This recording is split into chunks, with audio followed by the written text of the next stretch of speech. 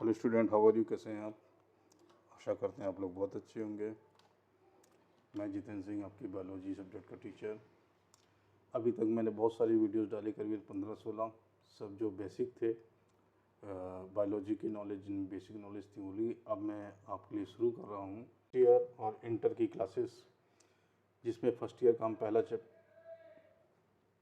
Chapter living world उठा रहे हैं, जो कि आप लोगों के लिए फर्स्ट ईयर और नीट वालों के लिए इम्पॉर्टेंट है। Right, first year class academic और नीट फाउंडेशन इन दोनों के लिए इम्पॉर्टेंट है। राइट है, तो हम हर चैप्टर को उठाएंगे और उसे 2 से 3 वीडियोस के अंदर फिनिश करने का प्रयास करेंगे। तो जब चैप्टर हमारा सीक्वेंसली चलेगा, फर्स्ट ईयर का हो चाहे इंटर का हो, आप हर चैप्टर का मेरा मेंशन रहेगा ऊपर कि चैप्टर कौन सा है, वीडियो रिलेटेड है और उसका टॉपिक क्या चल रहा है इस बार। ठीक है ना, चैप्टर का नाम, उसके सब टॉपिक आपके बाकायदा हेडिंग के रूप में आपको दिखाई देंगे। आप इनको चाहें तो सीक्वेंसली सारी वीडियोस मेरे देखते रहें और देखने के बाद आप उनको अपनी कॉपी में नोट करके एक अच्छे से नोट्स तैयार कर सकते हैं, जिनका हम बार बार रिवीजन करके आप एग्ज़ाम को अच्छे से प्रिपेयर कर सकते हैं। ठीक है, ठीक है, ओके। चलिए अब देखते हैं इसके आगे पहला चीज़ क्या है इसमें।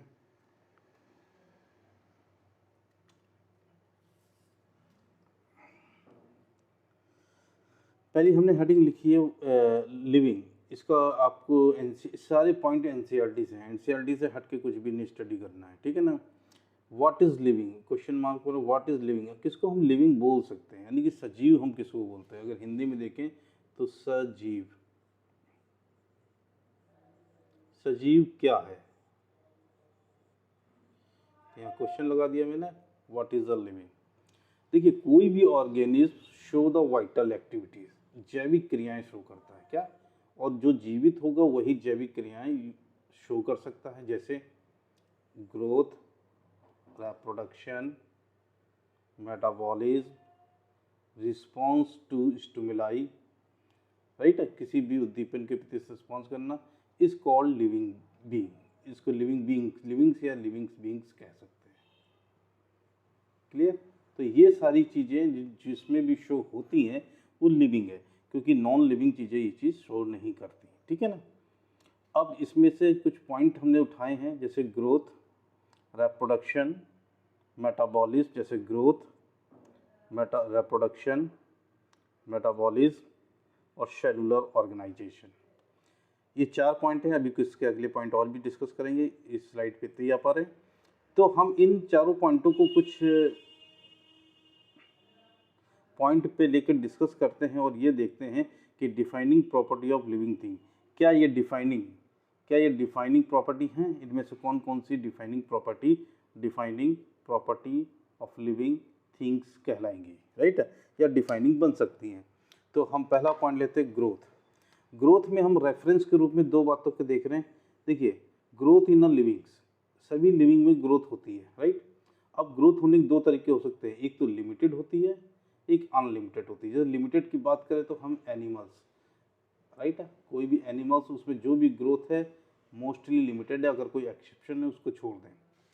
अनलिमिटेड जैसे कि प्लांट्स में ग्रोथ अनलिमिटेड होती है, जब तक प्लांट रहेगा अलाइव वो ग्रोथ करता रहता है। राइट है, तो अनलिमिटेड, 2 लिमिटेड, ये तो ग्रोथ की हो गई। तो लिविंग का ग्रोथ करेक्टर इसको देखो तो है, लेकिन कुछ ग्रोथ ऐसी हैं जो कि लिविंग नहीं है, जैसे ग्रोथ इन अ माउंटेन और ग्रोथ सैंड माउंट, यानी कि बालुओं के ढेर का बनना या माउंटेन का बनना। तो ये जो ग्रोथ तो हो रही है, लेकिन ग्रोथ कैसी है, इंट्रिंसिक है, एक्सट्रिंसिक है या इंट्रिंसिक हो सकती है, बाहरी जमाव के कारण है या आंतरिक रूप से जमाव के कारण। इनमें ग्रोथ तो रही। अब कोई माउंटेन है, वो पहले ही ऐसा था, फिर उसमें ग्रोथ होकर फिर वो ऐसा हो गया, तो ये ग्रोथ तो हो रही है, लेकिन ये ग्रोथ आपकी नॉन लिविंग वाली है या डेड वाली है। तो इस प्रकार से ग्रोथ को हम डिफाइनिंग प्रॉपर्टीज़ में नहीं रखेंगे, ये नहीं बन सकता, क्योंकि अगर यहाँ ग्रोथ है तो यहाँ भी ग्रोथ ऐसी चीज़ है। दूसरा पॉइंट हम लोग देते हैं रिप्रोडक्शन का मतलब होता है ऑर्गेनिज्म प्रोड्यूस द चाइल्ड्स, कोई भी ऑर्गेनिज्म हो अपने चाइल्ड्स पैदा करता है, ये रिप्रोडक्शन है। अब लेकिन कुछ सम ऑर्गेनिज्म की बात हम लोग करें तो देखें, do not produce the life child, कुछ ऐसे हैं जो चाइल्ड प्रोड्यूस नहीं कर सकते, लेकिन चाइल्ड प्रोड्यूस नहीं कर सकते, लेकिन वो लिविंग तो है, जैसे कि म्यूल्स खच्चर, स्टेराइल वर्कर भी, और इनफर्टाइल ह्यूमन, जैसे कुछ ऐसे दाम्पत्य होते हैं पति पत्नी जिनमें कुछ कमी होने के कारण उनके रिप्रोडक्टिव ऑर्गन में या उनके कुछ मैकेनिज्म में कमी होने की वजह से वो चाइल्ड प्रोड्यूस नहीं कर सकते। अब चाइल्ड प्रोड्यूस नहीं कर सकते तो क्या हम उनके माँ जो दाम्पत्य जोड़ा है हस्बैंड एंड वाइफ को, क्या उसको हम लिविंग नहीं मानेंगे? लिविंग तो है वो, क्योंकि जिंदा है, बाकी की और मैकेनिज्म कर रहे हैं। तो इंडिविजुअली देखें तो रिप्रोडक्शन भी एक डिफाइनिंग प्रॉपर्टी नहीं बनता, राइट, क्लियर। अब हम लोग देखते हैं मेटाबॉलिज्म। मेटाबॉलिज्म क्या होता है? Sum of chemical reaction occurring in our body, हमारे बॉडी में कुछ केमिकल रिएक्शंस हो रही हैं। अब ये केमिकल रिएक्शन एंजाइम के द्वारा कराई जाती है। जैसे कोई बिग मॉलिक्यूल है, ये देखो बिग मॉलिक्यूल है, एंजाइम ने तोड़ के उसको स्मॉल मॉलिक्यूल में कर दिया, फिर इसी एंजाइम ने उसको बिग में कर दिया। तो बिग एंड स्मॉल का इंटरचेंजिंग होता रहता है, राइट। इस इंटरचेंजिंग को जो एंजाइम की हेल्प से, तो एंजाइम की हेल्प से होता है, तो इसको यानी कि एंजाइमेटिक एक्शन बोलते हैं। It can also perform outside, लेकिन ये मेटाबॉलिक जो रिएक्शन है ये आउटसाइड परफॉर्म की जा सकती है इन अ टेस्ट ट्यूब में, क्लियर। तो इंडिविजुअली देखा जाए ये केमिकल रिएक्शन है एंजाइम के द्वारा है, तो ये बन तो सकता है, ये हमारा यानी लिविंग प्रॉपर्टी बन सकती है लिविंग की। फिर दूसरा देखते हैं cellular organisation. Cellular organisation it can become the defining factor, ये बन सकता है हमारा डिफाइनिंग फैक्टर लिविंग थिंग्स का, क्योंकि कोई भी लिविंग थिंग्स विदाउट सेल के नहीं बनेगा, उसमें सेल्स होंगी, और जब सेल्स होंगी तो उसी सेल्स में मेटाबॉलिक रिएक्शंस भी होंगी occur inside the cell, right. तो all living being made of the cells, तो ये भी हमारी डिफाइनिंग प्रॉपर्टी बनेगा। यानी ऊपर के दो नहीं बन रहे हैं, नीचे के दो बन रहे हैं। इसके बाद हम लोग अगला प्रॉपर्टीज देखते हैं क्या है, और तब तक आप इसको अपनी कॉपी पे अच्छे से वेल मेंटेन करके नोट करें, ठीक है।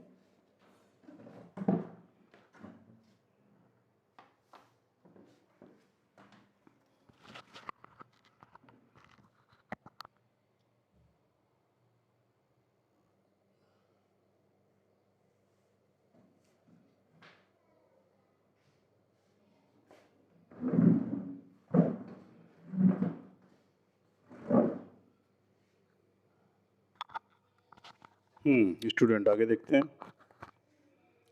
अगला पॉइंट हम लोगों ने लिया सेल्फ कॉन्शियसनेस।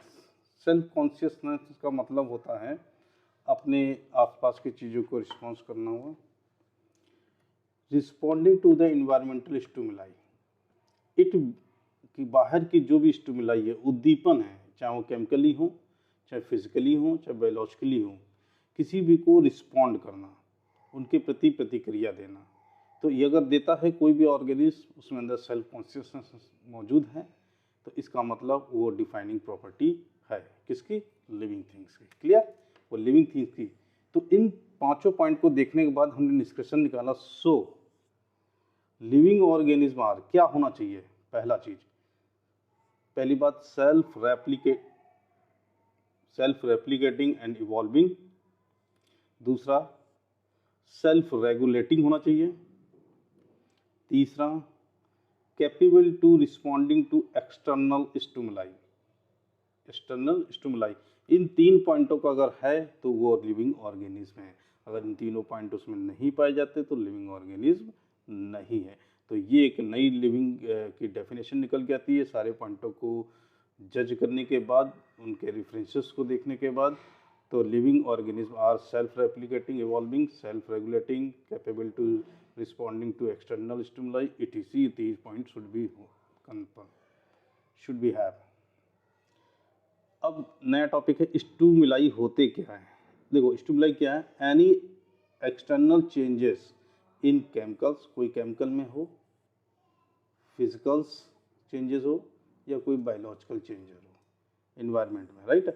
ऐसे कोई बदलाव जिनके प्रति कोई भी ऑर्गेनिज्म रिस्पॉन्ड करे, राइट, तो वो कहलाते हैं स्टिमुलस। फिर बायोलॉजी, व्हाट बायोलॉजी क्या है? दो पॉइंटों में देखते हैं। Story of life on earth.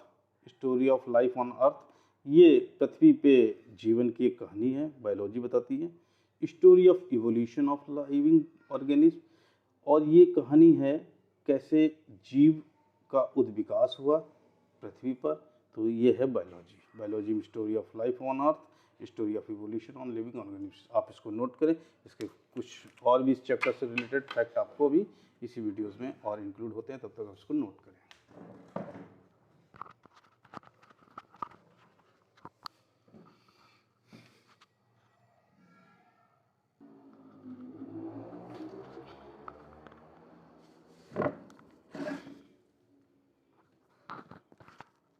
Hello student, आगे देखते हैं बायोडाइवर्सिटी। अगला टॉपिक लिया है बायोडाइवर्सिटी। बायोडाइवर्सिटी को अगर हिंदी में देखें तो जैव विविधता बोलते हैं। क्या बोलते हैं बच्चों? जैव विविधता, राइट। इसको पहले समझ लेते हैं। विभिन्न प्रकार के जीव जंतुओं का पृथ्वी पर या किसी विशेष स्थान पर पाया जाना वहाँ की जैव विविधता कहलाती है। लिखा हुआ है different kind of flora, flora and fauna. Flora का मतलब होता है प्लांट्स और फौना का मतलब होता है एनिमल्स, राइट। पौधे और जंतुओं का पाया जाना पृथ्वी पर ही बायोडाइवर्सिटी कहलाता है। क्लियर। अब इसके कुछ मेन फैक्ट पॉइंट है जो नीट के लिए बहुत इंपॉर्टेंट है। देखिए पहला पॉइंट, टोटल स्पीसीज प्रेजेंट। कितनी स्पीसीज प्रेजेंट हैं इस पृथ्वी के ऊपर? लगभग ये देखना, ये 7 मिलियन है। कितनी है? 7 मिलियन। किसके अकॉर्डिंग? रॉबर्ट मेयर, ये साइंटिस्ट याद रखना, रॉबर्ट मेयर के अनुसार 7 मिलियन प्रजातियां हैं जंतु और पादपों की जो इस पृथ्वी पे मौजूद हैं, राइट। पहला पॉइंट। दूसरा, डिस्कवर्ड और नोन स्पीसीज, जो अब तक खोजी जा चुकी हैं, जिनके बारे में पता लगाया जा चुका है, जिनका नेमिंग हो चुकी है या जिनके बारे में हम स्टडी भी करते हैं, वो कितनी है? 1.7 से लेके 1.8 मिलियन। 1.7 to 1.8 million. और ये किसके अकॉर्डिंग है? ये है अर्नेस्ट मेयर ने बताया कि इतना है, राइट। दोनों साइंटिस्ट याद रखना, पहला है 7 मिलियन जो टोटल है, रॉबर्ट मेयर ने जो 1.7 और 1.8 के बीच में रेंज बताई है, ये है अर्नेस्ट मेयर। दोनों ही साइंटिस्टों ने एक डेटा दिया और ये डेटा बायोडाइवर्सिटी के टॉपिक के अंतर्गत आता है। तो ये दोनों ही पॉइंट याद रखना इंपॉर्टेंट है नीट वालों के लिए, 2 पॉइंट। फिर बायोनोमियल नॉमेनक्लेचर क्या होता है समझ लीजिए। बायोनोमियल नॉमेनक्लेचर मतलब किसी भी जीव का नाम एक बायोलॉजिकल नेम देना है, और जो बायोलॉजिकल नेम 2 वर्डों से बनेगा। क्या? Naming the organism in 2 words, sorry in 2 words लगाना भूल गया मैं, इन 2, राइट, इन 2 वर्ड्स, 2 शब्दों में देना। जैसे कि उसका नाम होगा 2 शब्दों में होगा, पहला नाम जीनस से होगा, दूसरा स्पीसीज जुड़ के, यही दोनों उसका BN बनाएंगे biological name. Clear? Clear? Genus और स्पीसीज, तो इसीलिए 2 वर्डों में नाम को देना, naming the organism in the 2 words. ठीक है, ये सिस्टम। अब इस सिस्टम किसने दिया? कैरोलस लिनियस एक साइंटिस्ट है, इन्होंने 2 बायोनोमियल नॉमेनक्लेचर दिया। ही पब्लिश्ड, अपने इस नॉमेनक्लेचर सिस्टम को इन्होंने पब्लिश किसमें किया? बहुत इंपॉर्टेंट बात है, उनकी बुक थी फिलोसफिया बॉटनिका, इसमें किया, राइट है, फिलोसफिया Botanica.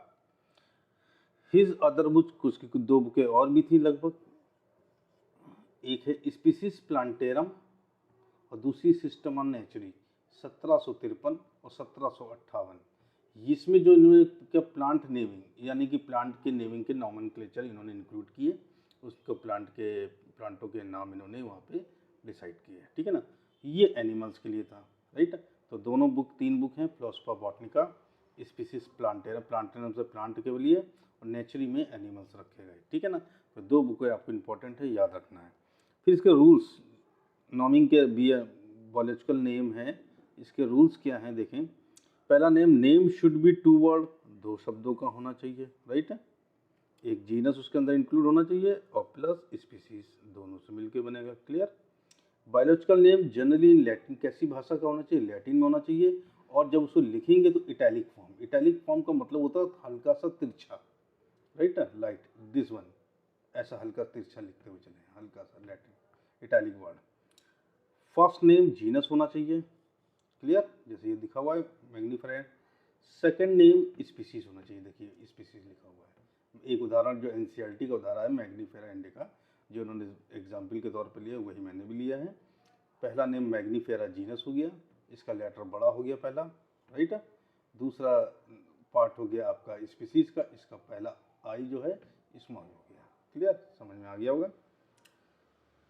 Hand written should be, अगर वो नाम हाथ से लिखा गया है तो शुड अंडरलाइन सेपरेटली, इस तरह से लाइन खींचा जाएगा सेपरेटली दोनों के नीचे, राइट, हाथ से लिखा गया है। Genus name started with capital letter, जो जीनस का नेम होगा वो कैपिटल लेटर्स होगा, मैंने बता दिया कैपिटल से लिखा हुआ है। और while other species name with small letter, clear. तो आज के टॉपिक में इतने टॉपिक, इसमें बहुत ही इंपॉर्टेंट पॉइंट को अलग अलग सेपरेट किया, फालतू की बातों को इंक्लूड नहीं किया।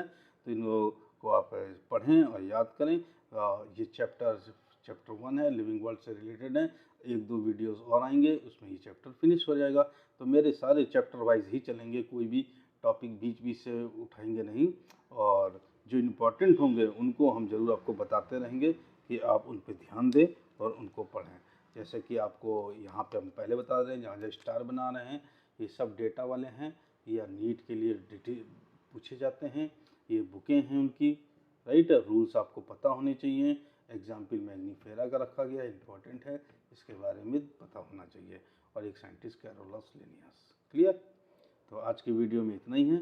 नेक्स्ट वीडियो में फर्स्ट ईयर की क्लास, ये क्लास को ध्यान जरूर देंगे जब भी वीडियो देखेंगे किस क्लास की है, और यहाँ चैप्टर लिखा होगा और यहाँ चैप्टर का नाम लिखा हुआ है, क्लियर। आप इसको देख के अपने वीडियो, अपने टॉपिक, अपने नोट्स बनाते चलें और अच्छे से पढ़ते रहें। तो आप सभी लोगों का अगली वीडियो में स्वागत करते हैं। फिर देखते हैं हम आपके लिए क्या मटेरियल लाते हैं। आप लोगों से फिर से एक भी बार मेरी विनती है कि मेरी वीडियो को ज़्यादा से ज़्यादा सब्सक्राइब करें। मटेरियल आपको बिल्कुल स्टडी देंगे, सटीक देंगे, एनसीईआरटी के अकॉर्डिंग देंगे, नीट के फ़ायदेमंद होगा और आपके एकेडमी के लिए भी फ़ायदेमंद होगा। आप इसको समझते चले और पढ़ते चले। धन्यवाद।